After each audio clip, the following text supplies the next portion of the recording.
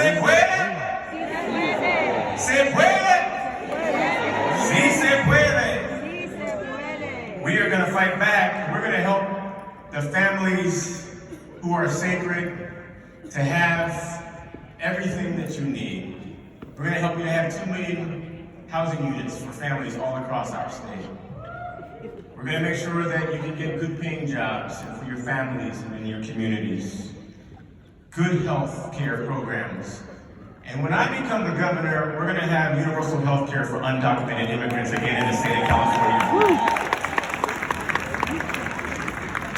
Before you is the descendant of former slaves.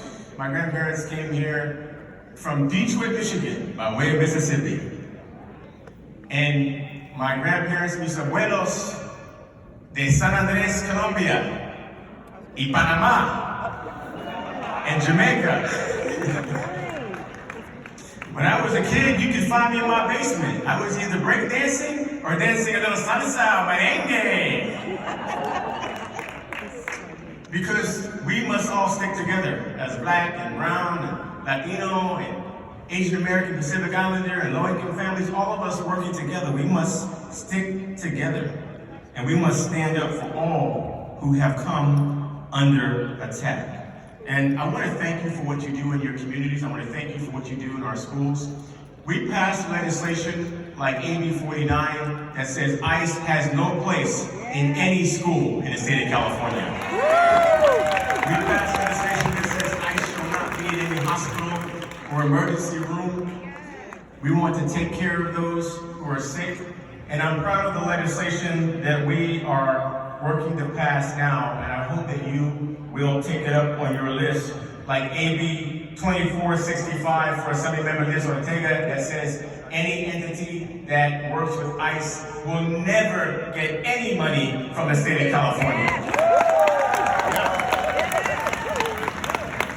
And AB 1633 by Assemblymember Matt Haney. It's a bill that says if you operate an ICE detention center, you will pay a 50% tax.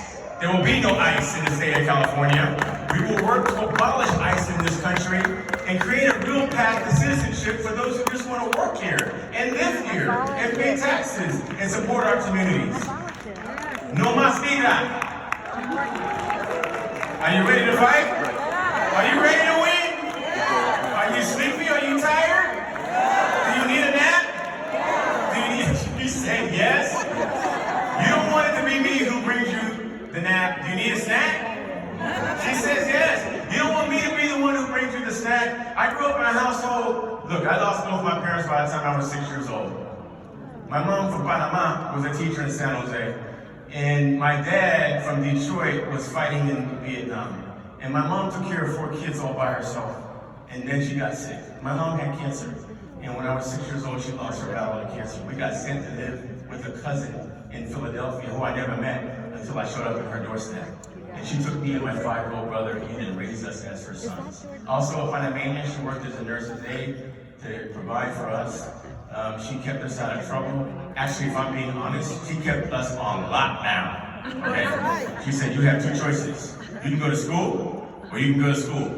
Guess what I chose? I took my butt to school. My cousin never spoke Spanish in our household. She lived in an era where they said English only. But in California, we don't say English only.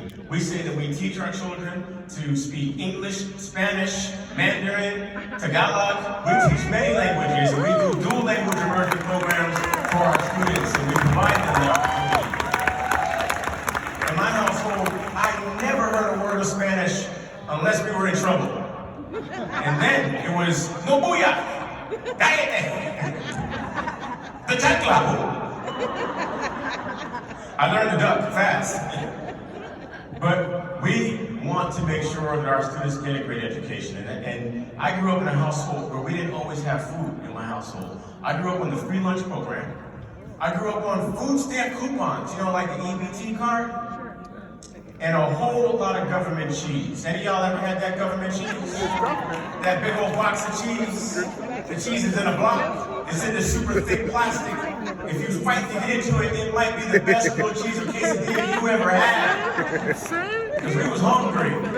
We ate so much of the USDA, we thought that USDA was a brand name. Those programs help my family to overcome poverty.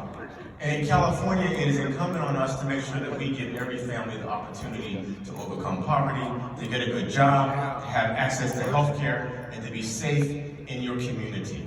And that's what we're going to do. And thank you for being in Sacramento and lobbying for these bills so that we can continue to take care of our sacred families. Las familias son sagradas. Gracias por todo. And we will work together and we will stand up. We are under attack.